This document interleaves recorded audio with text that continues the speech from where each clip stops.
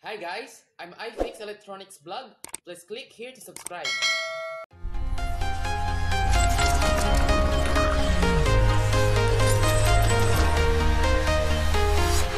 I'm walking alone, the streets are empty. So, ito guys, meron tayong i-repair dito na isang TCL 32 inches. So, ang problema niya ay nagpa-power naman pero walang picture. So, yan, itatry po natin kung yung problema. So, naka-plug in na po yan at makikita nyo na wala po siyang picture. So, okay, i-turn on po natin. Yun, nag-turn on siya. So, papansin nyo, after logo, kumislap ng konti at nawala po yung kanyang picture. So, sa mga itong problema guys, ay dalawa lang po.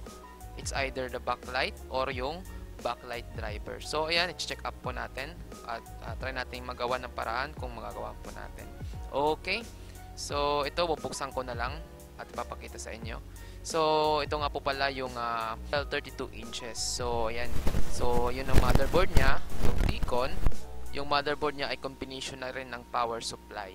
So, ito mayroon ako napansin dito sa may connection ng papuntang backlight. Meron po siyang parang sunog na parang resistor. Siguro sa unang gumawang technician ito. So, ayan, papansin nyo. Mukhang minorder ng kapwa nating technician. Pero ganun pa man, diskarte niya yan kung paano niya na-repair yung dating problema. So, ito i-try na natin i-fix at ayusin natin yung kanyang ginawa dyan. Okay? So, okay. So, ayan, mapapansin nyo, hindi pa nabuksan yung ating LCD panel. So, hindi pa po ito nabaklas ng kapwa nating technician. So, tayong first na magbabaklas nito. So, ito. Ayusin mo muna natin to at proceed natin. So, ayan guys, mapapansin nyo, meron siyang nilagay na dalawang resistor. Yan, nasa 5 watts ata yan. So, ayan, hindi natin alam kung anong value. Hindi ko alam kung bakit linagyan ng resistor. Siguro, diskarten lang yan nung unang gumawa. So, yan ay hindi pwede sa mga ganyang problema at gawaan dahil hindi rin yan tatagal. So, ayan, tinest ko yung ating backlight gamit ng ating backlight tester. So, ayan, nakalagay na yung ating backlight tester. So, try natin i-test kung good pa ba yung backlight o baka sa backlight driver lang yung problema. Okay.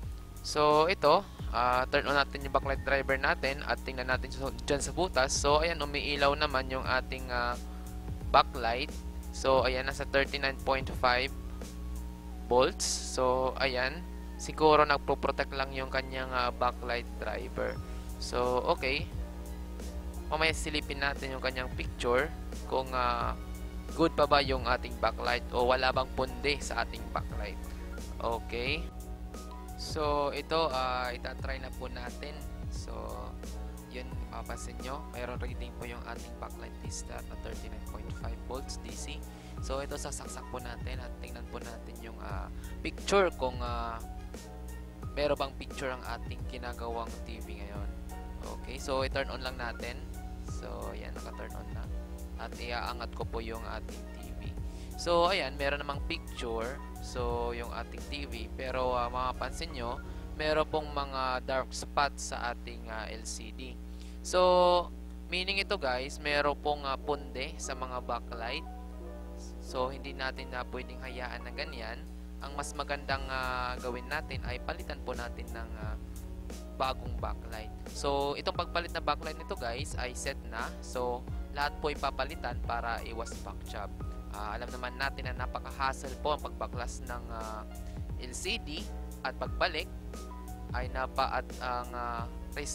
risky nito guys. So, ang dapat na gawin natin ay para iwas back job, palitan na lang natin lahat. So, ayan guys, at in-off ko yung ating TV at para makita natin yung sinasabi ko kanina na mga dark spot ng ating TV.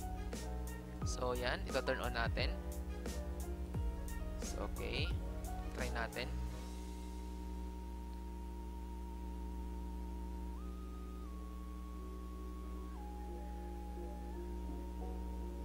Wait lang natin. So, wait, nakalimutan ko yung backlight. yung ating backlight tester, hindi pa naka-on. So, okay, try natin ulit.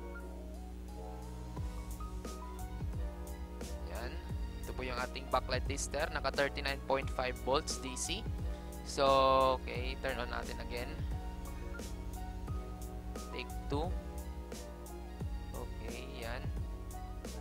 So, yan, mapapansin nyo, meron namang picture. Good po yung ating LCD. Pero mapapansin natin na meron pong mga dark spot sa mga gilid-gilid. Ibig sabihin po niyan, meron po yan na mga punde na backlight sa loob. So, need po natin yan palitan. So, kaya nga sabi ko kanina, lahat po ng backlight ay papalitan natin para iwas back job. Dahil napaka-hassle nga po talaga ng backglass at pagbalik ng LCD. At yung napaka-risky po ang trabaho na ito. So, hindi dapat bara-bara sa paggawa. So, ayan guys, mga sinasabi ko, yung mga dark spot, pansin nyo, mga pundi po yan na mga backlight sa loob. So, yan po yung ating mga papalitan. So, set na lang natin papalitan yung backlight at pati yung backlight driver ay ko-convert na lang rin natin para mas matibay po yung ating gawa. Okay, hanggat maaari ay panatilihin po nating matibay ang ating gawa para yung ating customer ay bumabalik sa atin at yung tiwala nila ay hindi masayang. Okay, so ayan. So ipagpatuloy natin guys. So babaklasin ko na lang yung kanyang LCD at hindi ko na lang ipapakita dahil medyo gugugol to ng oras. So yan. So yan guys, sinusimulan ko ng baklasin yung ating LCD. So dahan-dahan lang sa pagbaklas at baka masira yung LCD. Ingatan natin yung mga side cuff, yung mga cuff, yung source cuff para hindi matanggal sa glass. Okay. So ayan, natanggal na po natin yung LCD, na-secure po natin na matanggal ng safe yung ating LCD at tinabi ko muna. So ayan guys, binabaklas ko. So ayan, mapansin nyo sa loob ng ating TV, marami pong mga langgam. So ayan, napakadumi po ng ating TV kahit sa gilid-gilid. Maraming langgam. Buti na lang hindi po nasira ang ating LCD. Yan. So yan, mapansin nyo, makikita nyo, yan po yung sinasabi kong mga punde na backlight. So bilangin natin.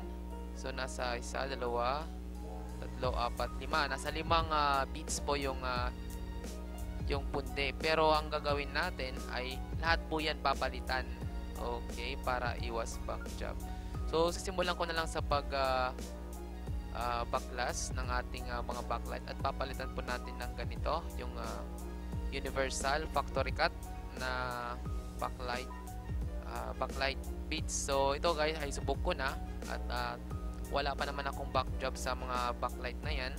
So yan po yung ginagamit ko sa pag-replace ng mga backlight. So ito rin guys ay gagamitan din natin ng universal backlight driver para mas matibay po yung ating gawa dahil ibahin po natin yung connection ng ating backlight. Okay, ayan guys, kung napapansin nyo, naka-series po siya. So ito guys, nakabit ko na pala dito yung ating backlight at trinay ko na sa ating backlight tester. So ito yung lumang backlight. So guys, mapapansin nyo, lahat ko pinalitan. So dito, test ko ulit yung ating backlight. So ayan, goods naman. So kakabit ko na lang yung ating LCD at para ma-fix na natin. So hindi ko na lang ipapakita yung pagkabit natin. Okay, so ayan. So ayan, naka-install na yung ating backlight driver, yung universal backlight driver. Yan po yung nasa output natin, yung positive negative ng ating backlight. At ito naman ay yung supply ng ating backlight driver. Nasa 12 volts po yan, nakatap lang po yan sa 12 volts. At ito naman na may resistor, ito po yung switching po natin ng 12 volt supply ng ating LCD panel. At yung pa rin po yung switching natin dito sa ating backlight. So ito guys, naglagay lang ako ng resistor para ma-adjust po ng brightness ng ating backlight driver. So okay, yung ating backlight rather. So ito, i-test natin kung gagana po ba yung ating ginawa. So ngayon, so okay. So nasaksak ko na at power on na lang natin. So naka-power on na. So iangat ko. So ayan guys, mapapansin nyo, buo na yung kanyang backlight sa loob, wala na po siya mga dark spot. So good to go na po ang ating nire-repair na TV. So ayan, tatagal pa po itong TV na to, basta yung LCD niya ay hindi pa masira.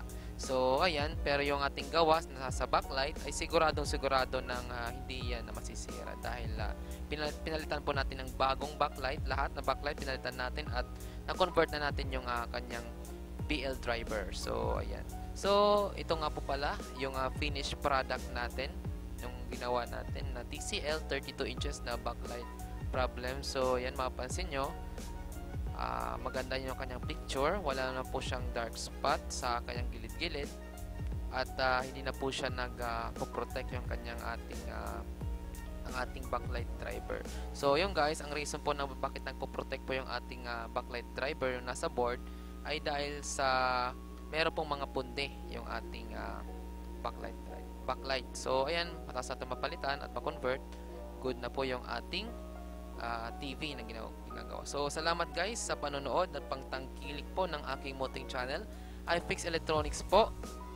Peace out. Okay, pa-subscribe naman guys ng aking channel. Okay, salamat. Hanggang sa sunod na video guys. Paalam.